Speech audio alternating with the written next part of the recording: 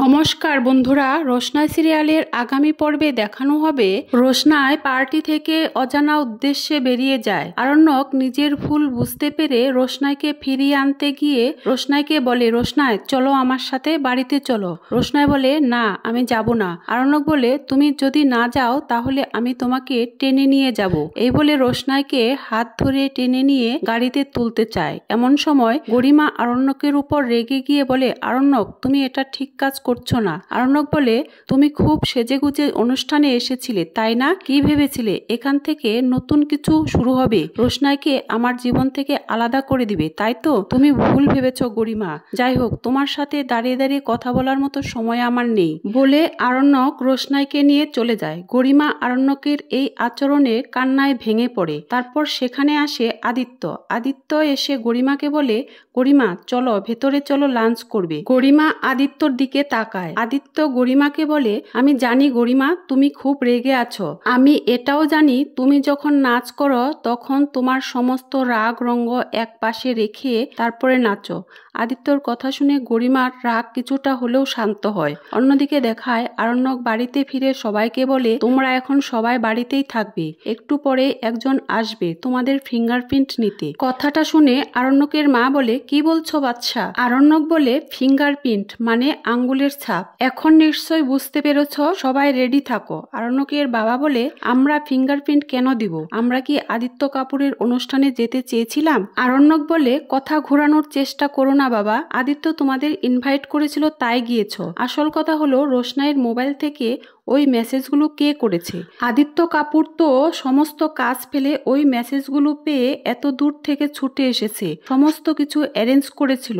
আর এরপর যা ঘটনা ঘটলো তা তো তোমরা সবাই জানো। এই ঘটনার পর আমি আর আদিত্য কাপুর খুব অস্বস্তিতে আছি। রোশনাইয়ের নম্বর থেকে এই মেসেজগুলো কে করেছে? জাহ্নবী বলে, এটা শুনে আর কি হবে বাদশা? গরিমা বলে, একদমই তাই। রোশনাই তো তোমার কাছে সত্যের দেবী। রোশনাই যা বলে তোমার কাছে সেটাই ঠিক। তাহলে ফিঙ্গারপ্রিন্ট নিয়েই বা কি হবে? আরণ্যক বলে, গরিমা তুমি ঠিকই বলেছ, আমি রোশনাইকে খুব বিশ্বাস করি, কিন্তু আজ যখন এত কিছু ঘটে গেল তাই আমার জানতেই হবে রোশনাইয়ের জীবনে কি এমন ঘটলো যে রোশনাই হঠাৎ করে মিথ্যে কথা বলতে শুরু করেছে। তাই আমি আর আদিত্য ঠিক করেছি আমাদের জানতেই হবে এই ঘটনার পিছনে কোনো ষড়যন্ত্র আছে কিনা। আমরা সত্যটা জানতে চাই। আরণ্যকের বাবা বলে, যদি ফিঙ্গারপ্রিন্ট কেউ না দিতে চায় তো? আরণ্যক বলে, সেটা পুলিশ বুঝে নেবে। তাছাড়া তুমি তো একজন লয়ার, তুমি তো আইন কানুন সবটাই জানো। আরণ্যকের মা বলে, বাদশা এই সামান্য ঘটনাকে থানা পুলিশ করার কি দরকার ছিল?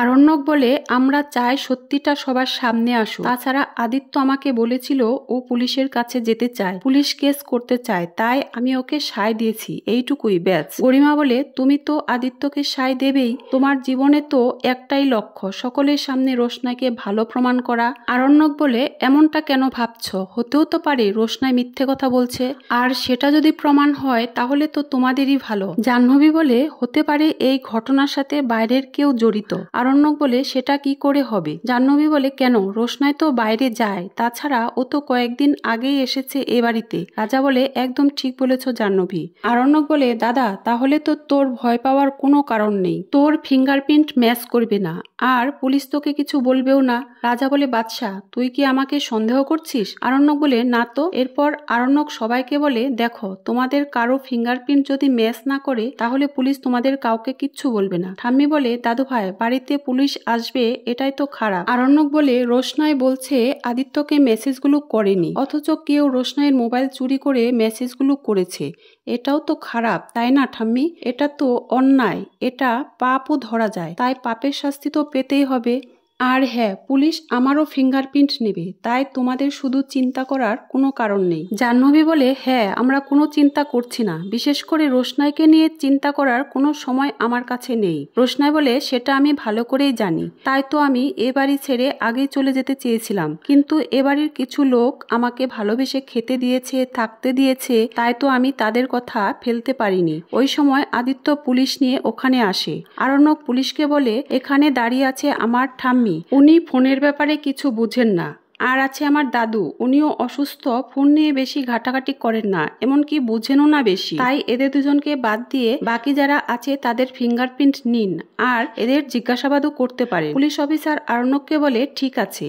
এরপর পুলিশ অফিসার বলে আমি তদন্ত করতে এসেছি, রোশনাইয়ের মোবাইল থেকে যে মেসেজগুলো আদিত্যর মোবাইলে গেছে সেটা রোশনাই অস্বীকার করছে। এটা ঠিক, রোশনাই যদি ওই মেসেজগুলো না করে থাকে তাহলে নিশ্চয়ই এই বাড়ির কেউ ওই মেসেজগুলো করেছে। তাই আমি সকলের ফিঙ্গারপ্রিন্ট নেব, রোশনাই ছাড়া ওই মোবাইলে যার ফিঙ্গারপ্রিন্ট পাবো তাকেই আমি সন্দেহ করব। পুলিশের কথা শুনে গরিমা, জাহ্নবী, আরণ্যকের মার গলা শুকিয়ে যায়। আসল অপরাধী তো এরাই। জাহ্নবী পুলিশ অফিসারকে বলে আমি ফিঙ্গারপ্রিন্ট দেব না। পুলিশ অফিসার বলে আর কোনো অপশন নেই, আপনাকে তো ফিঙ্গারপ্রিন্ট দিতেই হবে, কারণ আদিত্য থানায় গিয়ে কেস করেছে। আপনাদের সবার নামে আমার কাছে সেই ওয়ারেন্ট আছে, আপনারা ফিঙ্গারপ্রিন্ট দিতে বাধ্য।